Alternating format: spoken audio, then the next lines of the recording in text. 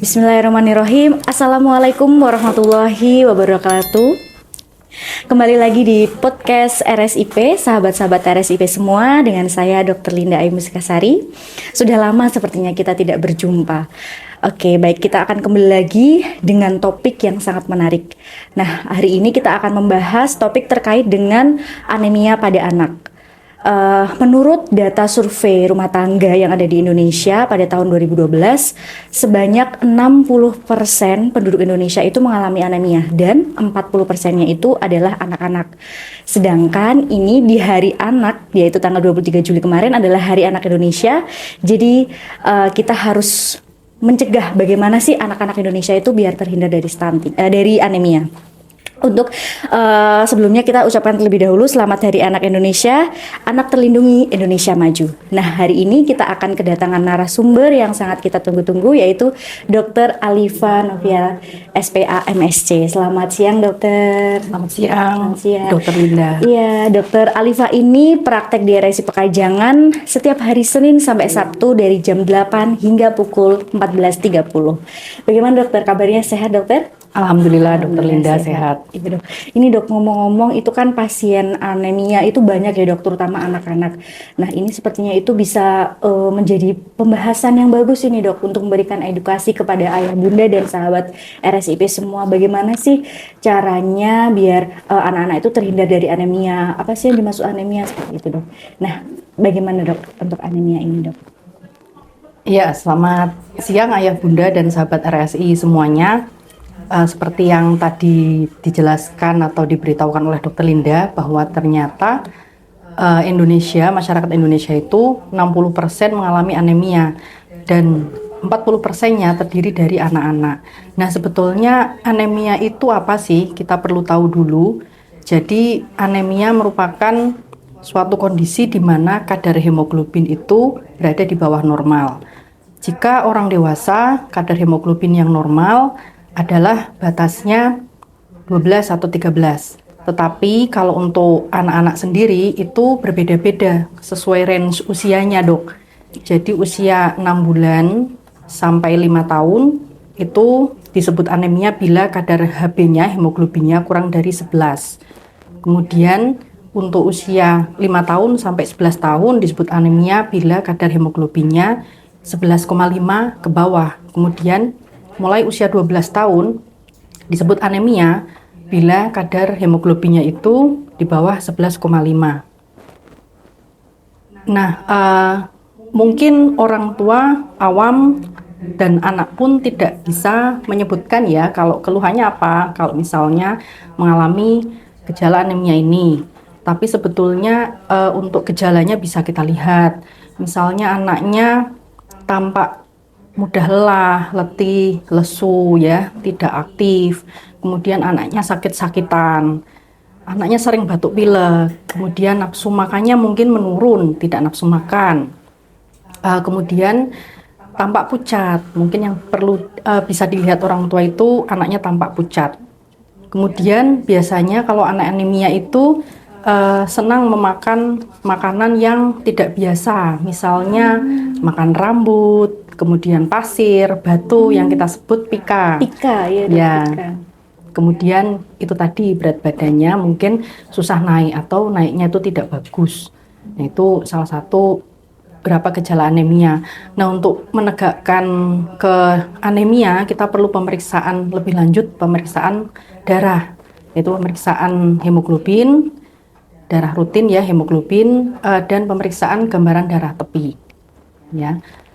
Ya, seperti itu untuk menegakkan diagnosis anemia. Baik, Dokter. Jadi memang anemia itu bisa kita lihat ayah bunda dari anak itu gampang letih, lesu, makan yang tidak biasa gitu ya, bisa menyebabkan anemia. Nah, kapan sih, Dokter, ayah bunda itu dan sahabat RSI harus membawa, tadi kan harus dicek darah tepi juga, jadi kan tidak bisa self diagnosis ya ayah bunda, kita tidak bisa untuk self diagnosis. Nah, kapan sih ayah bunda itu bisa lihat jangan-jangan anaknya tuh letih lesu, ternyata demam gitu. Nah, tandanya kapan sih, Dok, harus bertemu dengan Dokter Alifa gitu, untuk dicek darah tepi dan lain-lainnya seperti itu, Dok? Iya, sebelumnya mungkin saya ingin memberikan penjelasan dulu mengenai beberapa penyebab anemia ya, Iya, Dokter Linda ya. Iya, dokter. Jadi anemia ini kan bermacam-macam. Iya.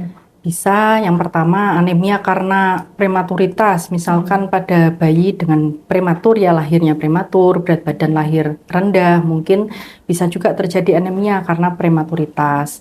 Kemudian yang lain anemia bisa disebabkan karena infeksi, negara kita kan negara tropis, banyak kasus-kasus malaria, kecacingan itu bisa menyebabkan anemia. Dengan gejala sesuai dengan penyakit malaria ya, demam, kemudian mungkin ada pendarahan seperti itu. Kemudian anemia yang disebabkan karena pendarahan, misalnya kecelakaan lalu lintas atau remaja putri menstruasi bisa disebabkan karena pendarahan. Ya. Kemudian anemia yang disebabkan karena gangguan tempat produksinya, gangguan sumsum tulangnya, anemia aplastik. Kemudian ada lagi anemia yang disebabkan karena gangguan pembentukan rantai globin ya, talasemia yang bisa menurun ya, tidak hanya mungkin ada saudaranya juga yang talasemia itu juga bisa. Kemudian yang lain anemia defisiensi besi. Nah, anemia defisiensi besi itu disebabkan karena kurangnya zat besi ya. Zat besi yang kita tahu merupakan mikronutrien yang penting ya, yang menyusun atau zat bahan bakunya untuk pembentukan hemoglobin. Ya, jadi kalau kekurangan atau defisiensi zat besi itu dapat menyebabkan anemia. Nah, kebanyakan anak-anak, terutama balita, itu banyak mengalami anemia defisiensi zat besi. Ini penyebab anemia yang paling banyak ya di Indonesia. Nah, sebaiknya bila ada gejala-gejala yang seperti saya terangkan tadi, mungkin Bapak atau Ibu, Ayah, Bunda bisa membawa anaknya untuk diperiksa ke dokter. Tetapi apabila tidak ada gejala tersebut, memang kita dari Ikatan Dokter Anak Indonesia itu ada suatu rekomendasi ya untuk memberikan suplementasi besi. Jadi suplementasi besi nantinya memang langsung diberikan, tidak melalui proses pemeriksaan atau screening terlebih dahulu. Pertimbangannya yaitu karena pertama karena banyak anak Indonesia yang mengalami anemia, kemudian untuk screening itu pun juga membutuhkan biaya yang tidak murah. Ya, jadi pada anak-anak sehat nanti kita akan memberikan suplementasi besi. Ya, terkait untuk pemeriksaan lab, misalkan belum pernah untuk dicek lab untuk mengetahui kadar HB-nya bagaimana, ayah bunda bisa membawa putra atau putrinya untuk cek laborat itu pada usia 9 sampai 12 bulan ya. Kemudian nanti diulang setiap tahun sekali. Diulang setiap harus bisa diulang setiap tahun sekali untuk pemeriksaan kadar hemoglobin ya. Bisa dilakukan di vaskes pertama seperti puskesmas juga nih dok untuk pemeriksaan itu. Nah tadi kan dokter sempat menyinggung terkait dengan suplemen besi ya dokter. Nah seberapa penting sih dokter suplemen besi itu terkait dengan anemia ya dok untuk seorang anak seperti itu dok? Seberapa penting? Ya, suplementasi besi itu penting terutama untuk anak usia 0 sampai 2 tahun. Memang diprioritaskan pada anak usia balita, tapi diutamakan usia 0 sampai 2 tahun. Karena kita tahu bahwa usia sampai 2 tahun dari anak di dalam kandungan sampai usia 2 tahun itu kan merupakan golden period ya. Golden period, masa pertumbuhan dan perkembangan emas. Ya, di mana pada 1000 hari pertama ini semua organ tubuh anak itu berkembang sangat cepat ya, terutama perkembangan otaknya. Jadi sampai usia 2 tahun itu otak anak itu berkembang 80% sampai mencapai 80% volume otak dewasa. Nah, sedangkan zat besi ini diperlukan untuk metabolisme di dalam tubuh, termasuk untuk perkembangan otak, kemudian untuk tumbuh kembangnya, menunjang fungsi kognisinya, kemudian untuk meningkatkan kualitas hidup dan meningkatkan kekebalan tubuh. Ya, sehingga sangat penting sekali Sangat untuk penting ya, Dok. diberikan. Berarti kan terkait dengan golden period, berarti penting juga ya dok untuk seorang ibu hamil mengkonsumsi zat besi itu tadi ya dok. Ada Ya, pengaruhnya atau betul. tidak dok? Semisal mungkin kalau di dunia kandungan memang ada pengaruhnya gitu, tapi kalau ketika ibu hamil itu kekurangan zat besi, apakah akan berefek juga ketika hamil gitu? Oh iya, tentu Dokter Linda, Iya. kalau teorinya itu kalau seorang ibu anemia itu akan melahirkan anak, resiko anaknya itu untuk mengalami anemia 3 kali lipat. 3 kali Ya, lipat, jadi sangat jadi berbahaya ya, ya, dok. jadi biasanya ibu hamil juga akan diberikan suplementasi besi. Jadi memang sangat penting sekali nih dok. Nah tadi konsekuensinya apa sih dok jika anak tersebut di golden periodnya ternyata kekurangan zat besi atau mengalami anemia? Nah apakah akan berefek yang sangat parah seperti itu dokter? Iya, konsekuensinya untuk jangka pendeknya anaknya mungkin mudah sakit Mudah ya, sakit ya dok. mudah Jadi batuk lebih rentan ya dok, lebih rentan. imunitasnya. Jadi misalnya kita kena infeksi virus kan biasanya bisa sembuh sendiri tanpa obat. Nah, Iya. anak ini karena daya tahan tubuhnya rendah bisa terkena infeksi virus berulang dan susah untuk sembuh. Misalnya lama infeksinya atau berkali-kali batuk atau pilek. Kemudian susah makan dan berat badannya itu susah naik atau naiknya juga tidak bagus. Kemudian untuk daya tangkapnya di sekolah ya terkait fungsi kognisinya itu juga Jadi berpengaruh ya. dok ya. Jadi lambat untuk menangkap atau untuk belajar. Nah, ini mempengaruhi untuk jangka panjangnya, nanti mempengaruhi kualitas sumber daya manusia, kinerjanya seperti itu. Jadi berefeknya sangat panjang. Jadi memang sangat penting sekali ya dok suplemen zat besi ini. Nah terkait sama ini dokter kan ini kan memang sangat penting agar ayah bunda dan sahabat RSIP semua itu bisa mengerti apa saja sih makanan yang harus dimakan, apakah ada pantangan untuk seorang anak. Oh ini nanti yang bisa menyebabkan penurunan anemia, menjadikan anak itu anemia atau ini bisa menyembuhkan seperti itu. Nah itu ada atau tidak dok makanan khusus kan untuk yang biar bisa di rumah langsung oh ini makanan yang bisa, ini makanan yang tidak, itu bagaimana dok? Apakah ada dok ya? Ya tentu saja kalau misalnya agar anaknya tidak terkena anemia ada beberapa hal yang harus diperhatikan termasuk jenis dan kualitas makanannya ya. Iya, beberapa hal yang penting tentunya kita tetap memberikan ASI eksklusif selama 6 bulan. Kemudian kalau memang bisa ASI eksklusif, pemberian susu formula itu ditunda sampai usia 1 tahun. Kemudian ketika sudah 6 bulan dan anak mendapatkan MPASI, itu usahakan MPASI yang mengandung fortifikasi ya, yang mengandung zat besi ya, kita dapat mengambilnya. Itu zat besi ya sahabat. Ya kalau misalnya makanan pabrikan, pastikan yang ada fortifikasi besi. Fortifikasi besi. Ya, kalau misalnya MPASI, pastikan MPASI-nya itu berkualitas ya. Kalau yang mengandung zat besi kita dapat dari protein ya, protein hewani misalnya daging, hati ayam, hati sapi, telur, ikan. Nah, seperti itu mengandung zat besi yang mudah diserap oleh tubuh. Ya. Kemudian kita harus mengajarkan anak untuk menghindari makanan-makanan yang dapat menghambat penyerapan zat besi ya, seperti teh, kemudian coklat, kopi, kemudian kita harus makan atau memberikan putra-putri kita makanan yang membantu proses penyerapan zat besi.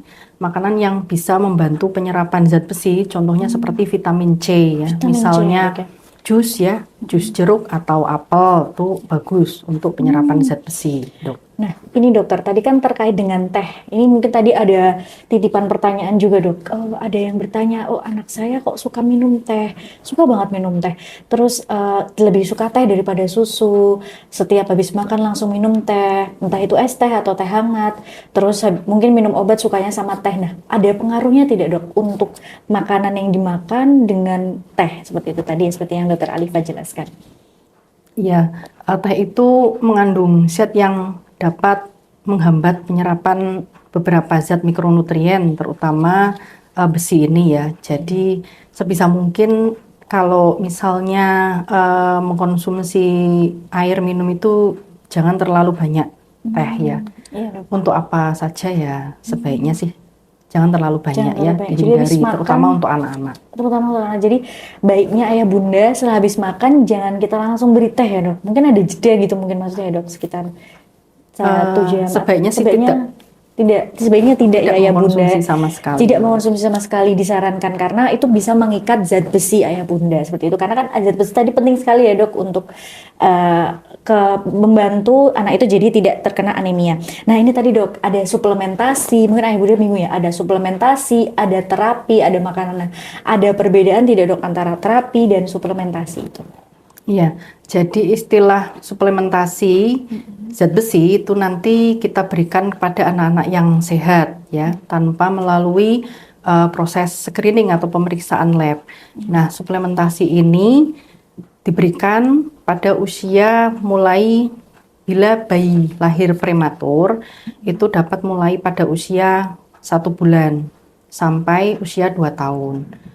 Kemudian dosisnya yang juga beda. Dosisnya kalau beda ya, dok? ya, kalau misalnya pada bayi lahir prematur kita berikan 2-3 mili per kilo berat badan per hari. Kemudian untuk bayi yang cukup bulan juga kita berikan suplementasi dengan dosis 2 mg per kilo berat 2 badan miligram. per hari mulai usia 4 bulan sampai 2 tahun. Nah, kemudian di atas usia 2 tahun nanti suplementasinya dosisnya 1 mili per kilo per hari, tetapi tidak diminum setiap hari, hanya seminggu 2 kali. Misalnya hari Senin dan Kamis. Itu selama 3 bulan berturut-turut, kemudian diulang tiap tahun. Nah, itu Ada sampai jadwalnya ya dok? ya ada jadwalnya. Untuk usia yang di atas 2 tahun itu ya dokter ya. Jadi setelah 2 tahun tidak perlu minum tiap hari, tapi seminggu hanya 2 kali. Misalnya hari Senin Kamis selama 3 bulan berturut-turut, dan itu diulang tiap tahun sampai anak itu berusia 18 tahun. 18 tahun ya dok? Ya. Oke, jadi memang terjadwalnya dok ya? Ya, kalau untuk terapi itu kita berikan kalau memang anaknya sudah terjadi anemia atau defisiensi besi. Ya, dosis terapi tentunya berbeda dengan suplementasi. Biasanya diberikan 3-6 mili per kilo berat badan per hari selama 3 bulan. Ya, kemudian setelah 1 bulan minum kita evaluasi untuk hasil labnya, apakah ada kenaikan dari kadar hemoglobin atau tidak. Jadi memang berbeda ya dok ya, terapi dan suplemen. Padahal dikiranya kalau minum obat kadang terapi dapat apa suplemen gitu. Seperti Ya, itu ya dok? ya begitu. Kadang hambatannya mungkin Iya, jika hambatannya. ayah bunda ya yang belum tahu terkait manfaatnya,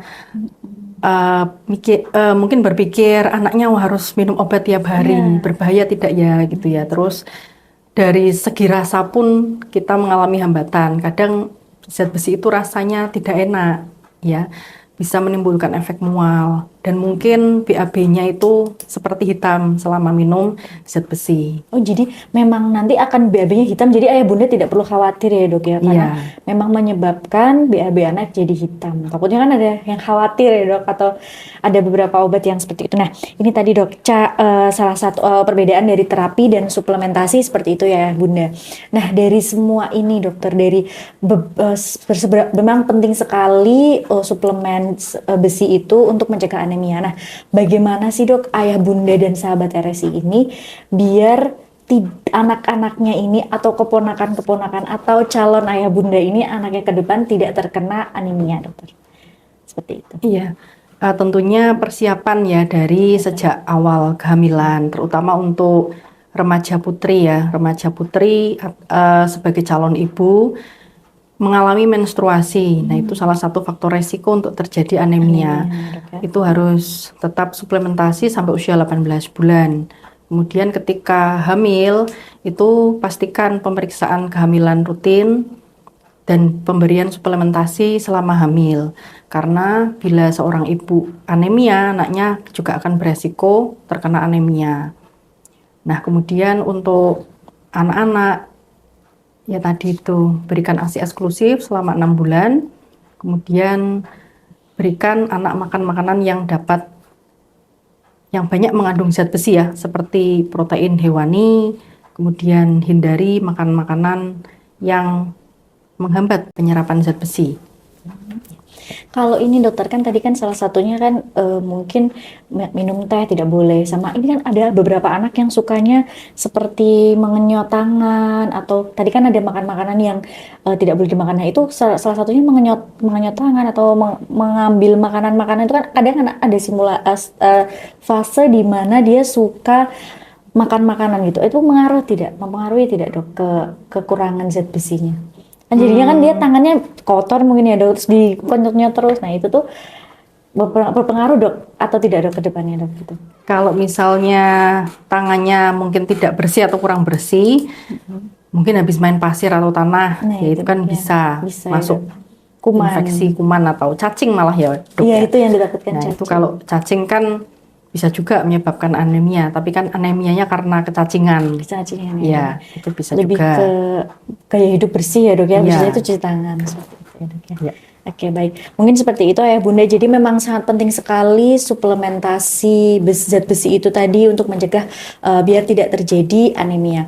Nah mungkin Ayah Bunda kalau ada yang ditanyakan nanti bisa bertanya kepada tim kami melalui komen yang ada di bawah, bisa dari YouTube, Instagram juga bisa, atau bisa langsung datang ke prakteknya Dokter Alifa. Jadi ketika Ayah Bunda khawatir nih, bisa medical check up kepada putranya, apakah putranya mengalami kekurangan zat besi atau tidak, bisa ke praktek Dokter Alifa SPA setiap hari Senin sampai Sabtu pukul 8 hingga 14.30.